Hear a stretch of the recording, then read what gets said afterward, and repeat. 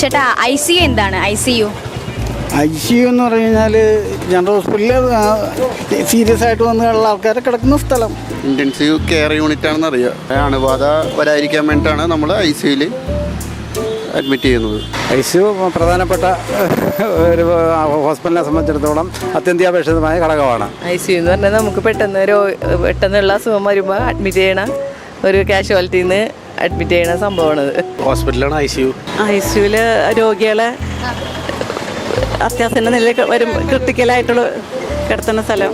ICUവിനെ കുറിച്ച് എന്ന് വെച്ചാൽ ഇപ്പോൾ അറ്റാക്ക് വന്ന ആളാണെങ്കിൽ ICUവിൽ കിടന്നിട്ടുണ്ടെങ്കിൽ ആ തണുപ്പുകൊണ്ട് അയാൾക്ക് ചിലപ്പോൾ അനക്കം ഉണ്ടായിരിക്കാം, അല്ലെങ്കിൽ പിന്നെ പറഞ്ഞിട്ട് കാര്യമില്ല. അത് പിന്നെ തീവ്രമായ പരിചരണത്തിന് വേണ്ടിയുള്ള. ഓക്കെ, ICUവിന്റെ ഫുൾ ഫോം അറിയോ? Care unit. Intensive care unit എന്നല്ലേ? Inter care unit. Intensive care unit അല്ലേ? Intensive care unit. Intensive care unit. Intensive care unit. Inter care unit. ICU means കമ്പ്യൂട്ടറിനാണ്.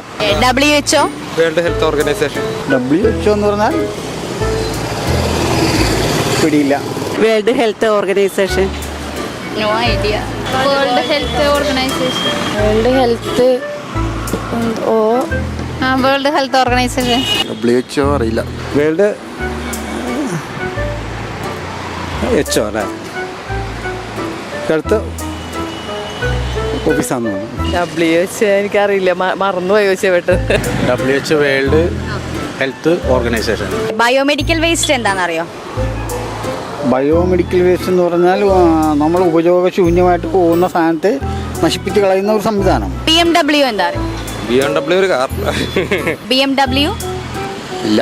അത് HIS അറിയില്ല. ഫുൾ ഫോം എന്ന് പറഞ്ഞാൽ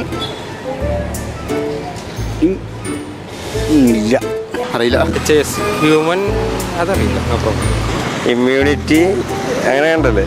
ഹൃദയം എന്തിനാണ് ചേട്ടാ? ഹൃദയം മനുഷ്യന്റെ ശരീരത്തിലെ ഒരു ഭാഗമായിട്ട് തന്നെയാണ് ഹൃദയം. ഹൃദയം നമ്മുടെ ശരീരത്തിന് ജീവൻ തുടിപ്പിന് വേണ്ടിയുള്ളതാണ് ഹൃദയം.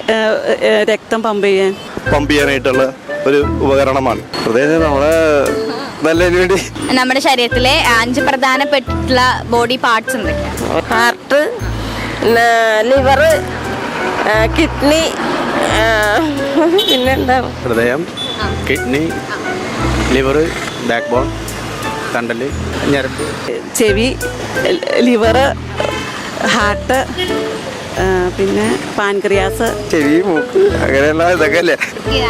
Nose, tongue, skin. ഏറ്റവും വലിയ അവയവം ഏതാ?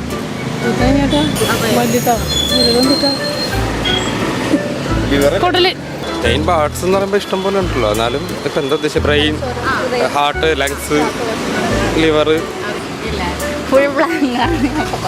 ഇന്ന് നമ്മൾ പലരോട് ഹോസ്പിറ്റൽ റിലേറ്റഡ് ആയിട്ടുള്ള ക്വസ്റ്റ്യൻസ് ചോദിച്ചിട്ടുണ്ടായിരുന്നു. പക്ഷെ അവർക്ക് ആർക്കും വ്യക്തമായ ധാരണയില്ല. പൊതുവേ നമ്മൾ ഒരു ഹോസ്പിറ്റലിലേക്ക് ചെല്ലുമ്പോഴത്തേക്ക് നമ്മൾ കാണുന്നത് ഡോക്ടേഴ്സ്, നേഴ്സുമാർ, ലാബ് ടെക്നീഷ്യൻസിനൊക്കെയാണ്. സോ അതുകൊണ്ട് തന്നെ ഒരു മെഡിക്കൽ ഡിപ്പാർട്ട്മെൻറ്റ് പോലെ തന്നെ ഇമ്പോർട്ടൻസ് ആണ് നോൺ മെഡിക്കൽ ഡിപ്പാർട്ട്മെൻറ്റുകൾ എന്നുള്ളത്. സോ നോൺ മെഡിക്കൽ ഡിപ്പാർട്ട്മെൻറ്റുകളിൽ ഒരുപാട് ജോലി സാധ്യതകളുമുണ്ട്.